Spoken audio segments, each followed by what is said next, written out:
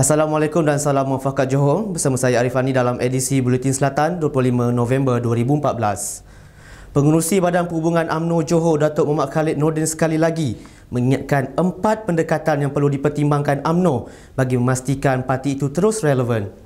Katanya zaman kerajaan mengetahui segala telah berakhir kerana generasi pada masa kini telah mengubah struktur tradisional hierarki dan kuasa.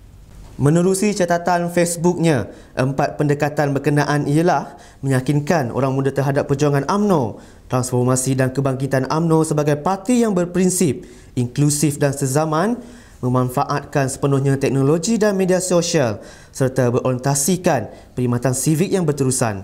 Menurut Datuk Muhammad Khalid yang juga Menteri Besar Johor, generasi muda tidak lagi boleh diolok-olokkan dengan retorik politik. UMNO perlu gigih meyakinkan orang muda terhadap parti itu menerusi plan, idea strategi dan dasar terhadap semua permasalahan rakyat dan orang Melayu.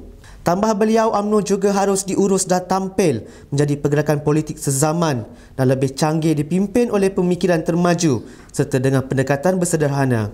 Jelasnya, dengan cara ini sahaja UMNO mampu mengurus semua permasalahan dengan matang yang akhirnya membuahkan kejayaan.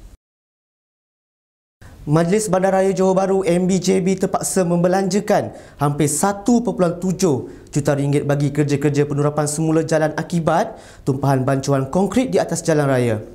Kejadian ini terutamanya berlaku di kawasan Pedestrian Tampoi. Menurut Datuk Bandar Johor Bahru Abdul Rahman Muhammad Dewam, beberapa arahan peringatan telah dikeluarkan sebagai langkah menangani isu tersebut. Justru itu, sebagai langkah peringatan kepada mereka, beberapa arahan telah dikeluarkan, antaranya memastikan semua lori tidak membawa bancuhan lebih daripada muatan yang dibenarkan,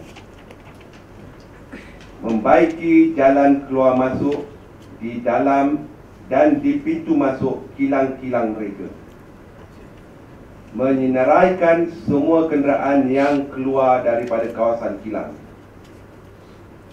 mengarahkan pemandu lori bancuhan tidak melalui kawasan perumahan, Bandar Baru Uda dan kawasan sekitarnya.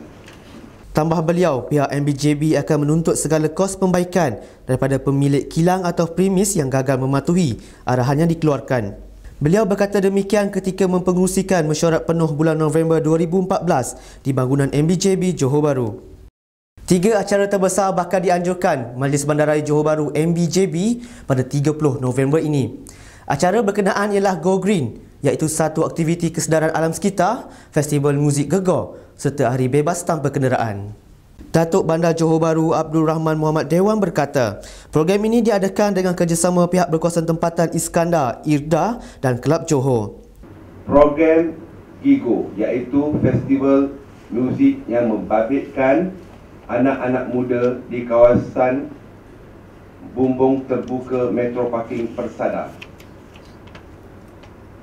serta hari bebas tanpa kenderaan, di mana beberapa laluan akan ditutup bermula dari jam 8 pagi hingga 12 tengah hari bagi memberi laluan kepada basikal dan laluan berjalan kaki yang membabitkan Jalan Salim, Jalan Terus dan Jalan Abdullah Ibrahim.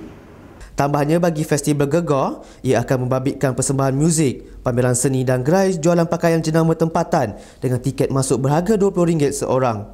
Menteri Besar Johor Datuk Muhammad Khalid Nordin dijadual merasmikan program berkenaan di pekarangan Pusat Konvensyen Antarabangsa Persada, Johor Bahru. Terdahulu, Abdul Rahman menyerahkan produk apron kepada Persatuan Penjaja dan Pasar Lambat Cina Negeri Johor. Apron berkenaan berjaya mendapat tempat pertama menerusi pertandingan mencipta bahan kita semula anjuran Perbadanan Pengurusan Sisa Pekerjaan Negara dengan kerjasama Penjara Tahanan Simpang Renggam. Polis Johor menyifatkan kematian seorang tahanan selepas satu serbuan awal bulan ini di Pengerang sebagai mati mengejut. Ketua Jabatan Siasatan Jenayah Johor Datuk Hasnan Hassan berkata, lelaki itu yang merupakan suspek bagi satu kes rusuhan telah ditangkap pada 3 November lepas dalam satu serbuan di Kampung Simon, Teluk Ramunia, Sungai Rengit, Pengerang. Beliau berkata selepas tangkapan, suspek dibawa ke Balai Polis Sungai Rengit dan semasa pihak polis membawanya dari Balai Polis Sungai Rengit ke Ibu Pejabat Polis Daerah Kota Tinggi untuk siasatan lanjut, tiba-tiba suspek mengalami sesak nafas. Beliau berkata demikian bagi mengulas dakwaan bapa suspek Syed Muhammad Nur Ali 67 tahun yang anaknya Syed Muhammad Azlan 25 tahun disahkan meninggal dunia oleh Hospital Sultan Ismail disebabkan hentakan benda tumpul di dada.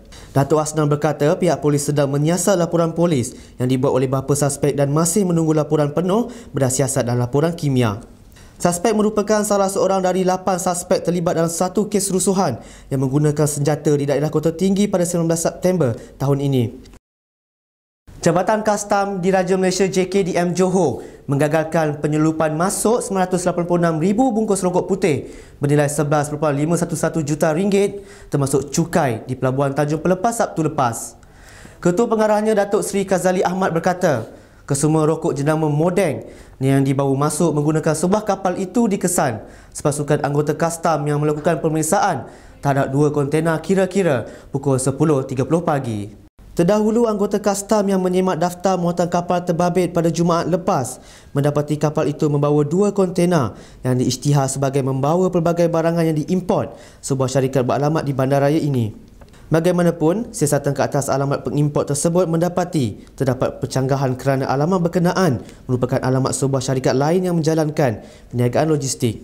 Beliau berkata rapasan tersebut adalah yang terbesar di Johor setakat ini bagi tahun ini dan kesemua rokok berserta kedua-dua kontena itu akan disiasat mengikut Seksyen 26 Akta Zon Bebas dan dibaca bersama Seksyen 133-1A Akta Kastam 1967. Sekian edisi Buletin Selatan. Salam Takzim.